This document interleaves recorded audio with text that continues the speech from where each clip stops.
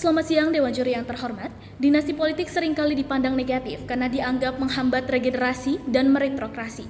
Namun kami percaya bahwa keberadaan dinasti ini dapat memberi banyak sekali dampak positif terhadap demokrasi, terutama bila didukung dengan kondisi negara yang stabil, sistem hukum yang memadai, serta partisipasi publik. Prinsip kami sederhana, di mana keberadaan dari dinasti politik ini mampu dan memiliki peran penting dalam stabilitas politik atau pemerintahan. Di mana kita tahu bahwa syarat berdirinya suatu negara itu ada 3, yakni yang pertama adalah adanya suatu wilayah, lalu rakyat, dan pemerintahan. Nah, di syarat ketiga ini ditunjukkan bahwa kehadiran dari pemerintahan dan bagian-bagiannya, atau bisa kita sebut juga sebagai dinasti politik ini adalah unsur yang penting dalam membangun pemerintahan suatu negara. Nah, di sini kami menyatakan bahwa kami sebagai pihak oposisi menolak mosi di mana mereka menyebutkan bahwa politik ini banyak sekali menimbulkan dampak negatif saja, tetapi sebenarnya itu tidak benar. Di mana tanpa adanya dinasti politik ini tidak ada kepemimpinan yang stabil dan memadai dalam mengatasi permasalahan di dalam maupun di luar negeri. Belum lagi kondisi pendidikan yang khususnya ada di Indonesia itu belum sepenuhnya memadai untuk mempercayakan seluruh lapisan masyarakatnya untuk terjun langsung dalam dunia politik dan juga menjadi bagian di dalamnya. Ini bukan berarti kita menghilangkan prinsip demokratis negara seperti apa yang disampaikan oleh tim pemerintah, karena di sini masyarakat tetap memiliki haknya dalam bersuara dan berkontribusi dalam membangun politik negara. Suara mereka dan hak mereka tidak hilang. Dan di sini ada beberapa poin yang kami sorot dari pernyataan dari pihak pemerintah. Poin pertama, di mana dinasti politik dipilih berdasarkan keturunan sehingga mempersempit peluang masyarakat untuk berpartisipasi. Di mana menurut kami pernyataan ini tidak tepat. Mengapa? Karena pemilihan yang dilakukan secara turun-temurun membuka peluang terciptanya kesinambungan kepemimpinan dan kebijakan yang berkontribusi pada stabilitas politik jangka panjang. Hal ini terbukti nyata di mana keluarga politik itu memiliki pengalaman dan strategi kenegaraan yang lebih luas yang menyebabkan mereka lebih siap untuk menghadapi tantangan-tantangan, krisis atau konflik politik bahkan hingga skala global. Selanjutnya kita akan membahas mengenai jejaring yang kuat yang dimiliki oleh keluarga dinasti politik. Mengapa? Karena mereka telah dibesarkan di lingkungan yang memang berbasis politik, sudah terbiasa menerima berbagai pendidikan dan menerima berbagai informasi mengenai pemerintahan dan juga diplomasi, di mana hal ini akan mempercepat adaptasi dan efektivitas saat mereka menjabat, terutama dalam sistem yang kompleks.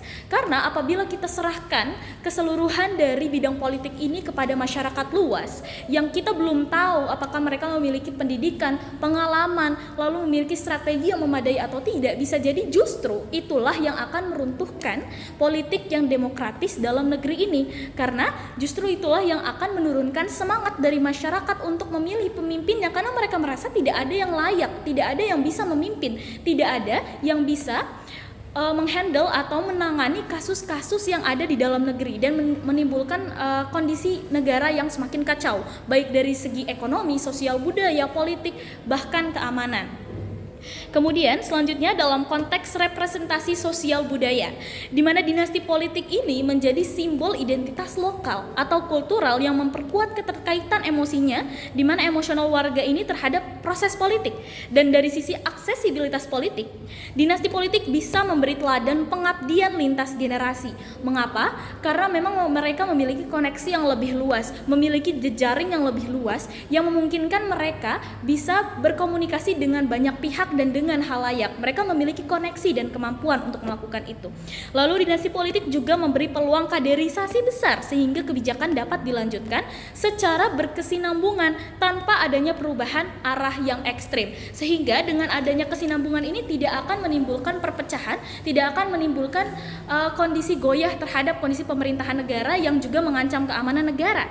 Selanjutnya, kami meng-highlight poin yang kedua, yaitu pembatasan kebebasan pers menyalahi demokrasi.